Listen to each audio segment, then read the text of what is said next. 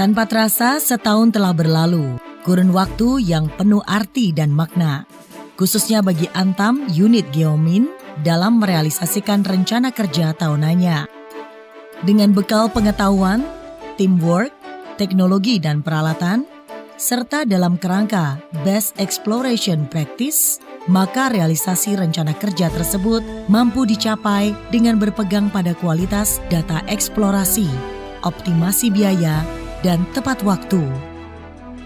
Dalam realisasi rencana kerja ini, ada beberapa tantangan yang ditemui, khususnya dari faktor eksternal. Di antaranya adalah terbitnya moratorium berdasarkan Inpres nomor 6 tahun 2013 mengakibatkan terhentinya kegiatan eksplorasi di Jambi dan Papua.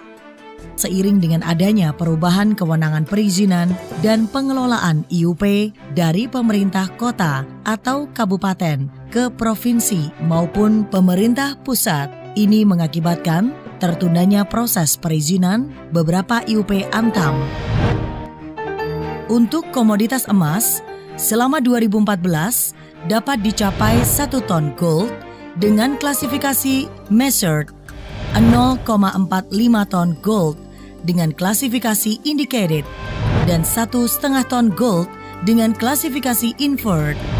Sedangkan untuk komoditas nikel, maka selama 2014 berhasil menemukan sumber daya nikel saprolit dan limonit di Pomala sebesar 3,44 juta wet metric ton dengan klasifikasi measured dan sebesar 3,77 juta wet metric ton dengan klasifikasi indicated.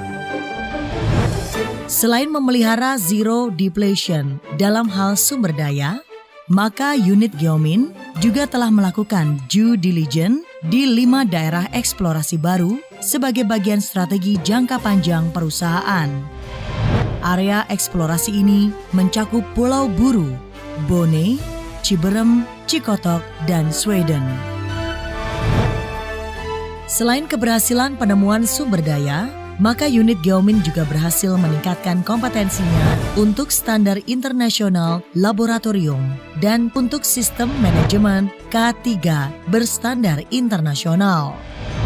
Dalam hal rencana dan realisasi anggaran unit Geomin tahun 2014, maka berhasil dilakukan cost cutting sebesar 12%, serta melakukan efisiensi sebesar 769 juta rupiah. Selain melakukan kegiatan usaha, maka Antam Unit Geomin juga melakukan CSR di area sekitar operasi, seperti bantuan untuk korban bencana letusan Gunung Sinabung. Kegiatan unit Geomin pada tahun 2014 difokuskan pada kegiatan eksplorasi di Pongkor dan di Pomala. Untuk eksplorasi emas, kami berupaya memastikan ketersediaan cadangan Pongkor untuk kebutuhan rencana produksi tahun 2015 sampai tahun 2019. Selain itu juga kami berupaya untuk memperpanjang umur tambang Pongkor selama 3-4 tahun pasca tahun 2019. Sementara untuk realisasi komitmen unit Geomin menemukan cadangan emas sebesar 30 ton, telah mulai dilakukan asesmen pada daerah-daerah prospek, diantaranya adalah Pulau Buru, Bone, Ciberem, Cikotok, dan Sweden.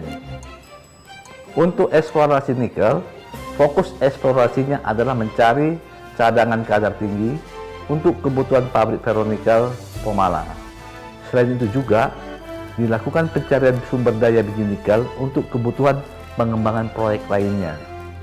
Sebagai suatu organisasi yang dinamis, unit Geomin menyadari bahwa transformasi merupakan suatu kebutuhan guna menjawab tantangan ke depan.